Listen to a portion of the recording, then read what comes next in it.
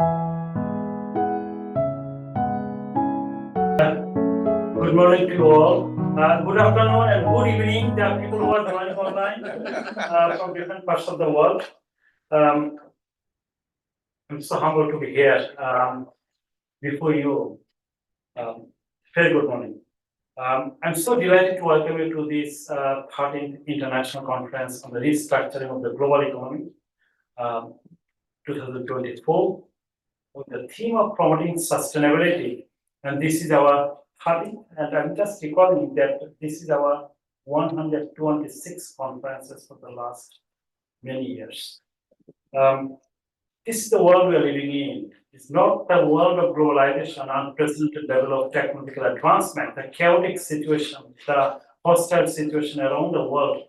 And academia is becoming more hostile and uncertain and ambiguous every day. This is the world we are living in, and we have been organizing this conference to ensure the academia moving with the right directions. We change our mindset to promote or nurture the great generations to have the real change maker to make real impact on the society. This conference, for the last few months, we have received the huge amount of response for this conference.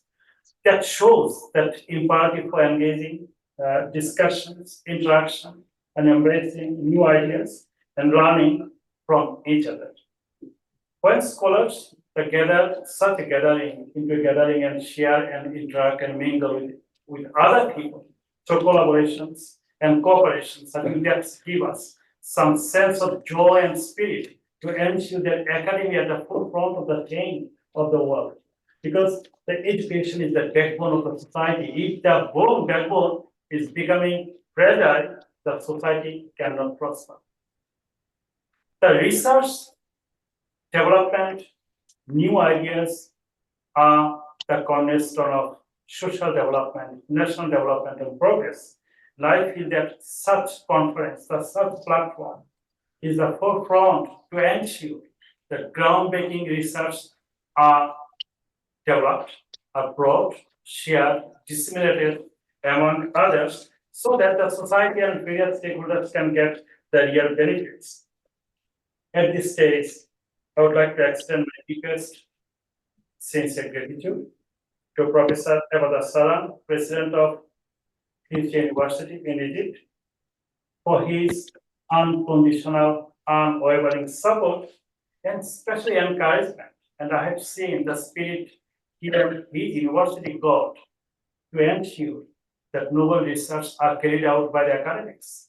And for the last few years, I've been scanning the way the university is moving with the ranking, US ranking, and other accreditations. All credit to you and your team and faculty. And a man of great wisdom, always when you talk about the scholarly activities, the seminars, the research, he never ever said no. He never thought about the resources. He always said, yes, let's move on. The success of an event of this magnitude is testament to the exceptional professionalism of those involved in its operations. I would particularly acknowledge the tireless effort back and forth. It took us 1 year before the collaboration can be settled. But from last year until yesterday, the tireless effort given by acting Vice President of Postgraduate Studies and Research, Professor Human Resource Management, Faculty of Commerce, State University of Egypt, Professor Gadir Bodor. I think every week we have the back and forth communications, email, WhatsApp, and so on to ensure the conference that people are coming from 25 countries to join this conference. We can actually add some values to their research. And as you have trusted to put your research into public domains, I think that's the great trust. Many of you don't know us, but you came. You are here participating and joining with us. Thank you so much. We owe that to our committee member, our gratitude to our committee members, the reviewers, and especially you who are joining with us today. Your trust made us feel something different, unique, that we can move on. We can make little impact on research and scholarly activities. At this stage, I would like to also send my sincere gratitude to the keynote speakers. We have 10 distinguished keynote speakers. And I know someone came yesterday to the keynote speech and tomorrow will go. And especially my sincere thanks to you. Never ever said no. Whenever you have the time, you joined with us. You came from USA, from other parts of the world. Professor came from Bangladesh, and you know that what is happening there. My special thanks to you from on behalf of the team, the both institutions. Our sincere thanks to the keynote speakers, taking trouble and coming and sharing your thoughts and ideas with the young minds, with the junior colleagues and senior colleagues, and to make the world something different. I would like to also thanks to the CBER staff and the field university staff who tirelessly worked for the few months, back and forth, especially Dr. Bonia, Paula, Shudita, Shujata, Mukta, Justin, and other people. We are privileged to host several distinguished international scholars. I would like to just mention them, Professor Marianne Lewis, Dean and Professor of Management, and she's from Cincinnati, USA. She'll be doing presentation online. We have another colleague, Professor Mike Wagner from Cincinnati, who will be presenting deliver the keynote address this afternoon, or this morning, rather. We have our the friend, guest scholar, Rear Admiral Dr. Mohammad Musa, Vice Chancellor, Bangladesh Sheikh Mujibur Rahman Maritime University, Bangladesh. Thank you, sir. Professor Behruz Satna, Regent Professor of Business and President Emeritus of the University of Georgia, USA. And we have Professor Lourdes Kafanova, Cornell University, along with Professor Anne Mirox, Cornell University too.